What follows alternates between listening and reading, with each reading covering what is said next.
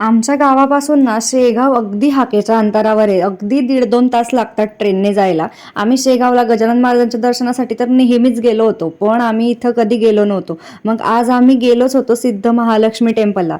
शेगावपासून अगदी थोड्याच अंतरावर आहे, पण खूप सुंदर मंदिर आहे महालक्ष्मीचं. खूप प्रसन्न वाटतं. देवीची मूर्ती इतकी सुबक आहे ना, की असं वाटतं आईकडे बघतच राहावं. तिथे त्यांनी 12 ज्योतिर्लिंगांची सुद्धा स्थापना केलेली आहे. आपल्याला 12 ज्योतिर्लिंगांना सर्वांनाच जायला जमत नाही, तर इथं नक्की भेट द्या. 12 ज्योतिर्लिंगाची स्थापना केलेली आहे. अयोध्येचं मंदिर सुद्धा बनवलेलं आहे. त्याचे व्हिडिओ घेणं रिस्ट्रिक्ट होतं म्हणून व्हिडिओ नाही घेतलेला आहे. पण तुम्ही बघू शकता 12 ज्योतिर्लिंगांची अशी प्रॉपर अशी मस्तपैकी स्थापना केलेली आहे. खूप सुंदर वाटतं. छान अशी शिवगुफा केलेली आहे. त्या गुफेतून जाऊन ज्योतिर्लिंगांचं दर्शन वगैरे घ्यावं लागतं. खूप प्रसन्न वाटतं. तिथे गार्डन वगैरे सुद्धा आहे. खूप छान वाटतं. खूप मस्त वाटतं.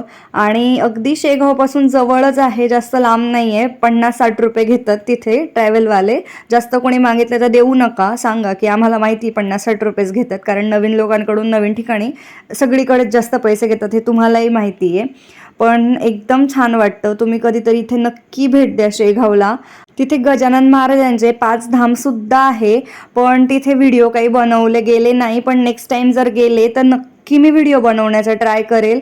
आम्ही इतके दंग होऊन गेलो होतो सगळं बघण्यामध्ये की व्हिडिओ बनवायला आठवण नाही राहिली. सिद्ध महालक्ष्मी टेम्पलला आल्यावर लक्षात आलं की अरे आपल्याला व्हिडिओ बनवायचे. आणि हे नागझरीचं मंदिर, इथे गोमुख आहे. इथे लोक आंघोळीसाठी येतात. इथेही व्हिडिओ काढणं खरं तर मना होतं, पण मी लपून छपून तुमच्यासाठी पाण्याचा वगैरे व्हिडिओ घेतला. तुम्ही बघू शकता किती शुद्ध पाणी आहे.